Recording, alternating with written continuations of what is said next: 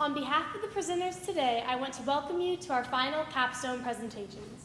The presentations you will see are based on our personal experiences, our careful research, and our creativity.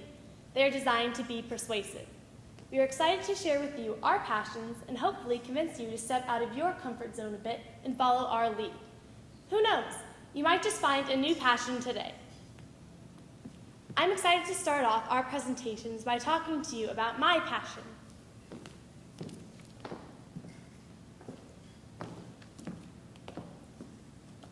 Have you ever wanted to accomplish a task or goal, but you were unsure of your abilities?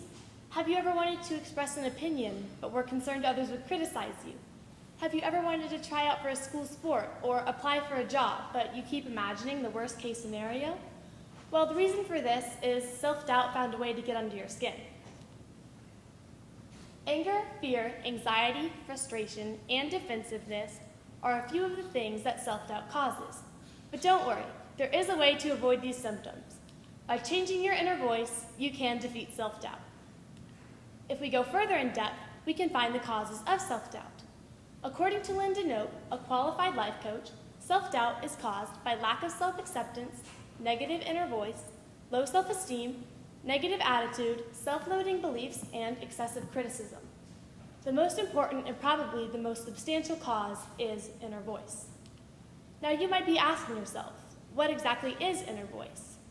Well, inner voice can be described as self-talk, or what you say or think to yourself. If you think negatively about yourself, it magnifies and reinforces your doubt. But if you think positively about yourself, it builds your confidence. According to Linda Note, if your inner critic or gremlin constantly sends you negative messages, it's impossible to gain confidence and success. And personally, I've seen the effects of self-doubt on my life. It seems to me that self-doubt was one of the main things that was limiting me from activities like gymnastics and theater. I was holding back for fear of embarrassment or criticism. For example, right before I went on stage, if I convinced myself that I didn't know my lines well enough, then I would probably go out on stage and struggle with my lines. And if I didn't struggle with my lines, I would forget them entirely. But if I convinced myself that I knew my scene well enough, then I would be able to go out and perform to the best of my abilities, hopefully with little to no conflict. And you and I aren't the only ones who struggle with self-doubt either. My mentor, Jessica Hubble, is a senior here at Oak Ridge, and she struggled with self-doubt all of her life. She said that self-doubt limited her from participating in events and trying out for school sports. She was constantly living under fear and under pressure. But this all changed for her at her NSPC softball tournament. She gave herself little pep talks in between each inning, and she ended up scoring lots of points and playing a great game for her team. Another example is Olivia Gassman, a gymnast. She struggled with her championship routine, but her coaches reworked her routine the day before competition to make it easier for herself. And the day before competition, she felt a sudden boost of confidence. She just knew that she would be able to complete her old routine. And that's exactly what she did. Despite her doubt and her coach's comments, she was able to win the medal for her team. That day she said, "I earned more than a gold medal. I learned how important inner strength is and how miraculous believing in yourself can be." Like Gassman, my turning point also related to gymnastics. I've been doing gymnastics since first grade, so I've been doing it for about 8 years. But I never became serious about gymnastics until I was in the 5th grade. And the year I became serious about gymnastics, I started to notice physical and mental increases. On the physical aspect, I was becoming a better gymnast. I was able to do tricks that I hadn't even imagined doing a few years before. And for the mental increases, I noticed that I was putting more faith and more confidence in myself. I started to place this faith and confidence in other areas of my life besides gymnastics.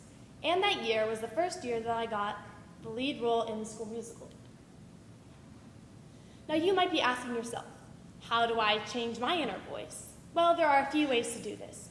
The first way is to stop negative thoughts in their tracks. When you catch yourself harshly critiquing yourself, stop it right then and there and don't let it continue on any further. The next way is to don't overanalyze everything. If you look at something and you pick it apart, you're bound to find all the flaws. Instead, think of everything in terms of the big picture. Think about how one little mistake isn't going to matter in a few days or a couple weeks or a month. And the last way is to surround yourself with positive people, like friends and family and coaches, to lift you up and send you positive messages. Once you've started to make changes to your inner voice, the benefits will reveal themselves to you. By participating in events like gymnastics and theater, it's challenged me to change my inner voice, and by doing so, I know that a boost of confidence will result. Two other benefits that I've received are easy decision-making and relief of stress. I feel assured in my decisions, and I have no second thoughts about them, which lifts a huge weight off of my shoulders. And lifting the weight off my shoulders and feeling assured about my decisions plays into the relief of stress. Julie Donnelly, a collaborative leader and change expert, says, "You will feel comfortable in your own shoes and grounded in being you." So, do you want to be relieved of stress? Do you want to be able to make decisions easily? And do you want to be able to feel confident in yourself? Or are you letting your negative voice fuel your self-doubt? Remember, everybody struggles with self-doubt, but those who change their inner voice are on the fast track to defeating it. Thank you.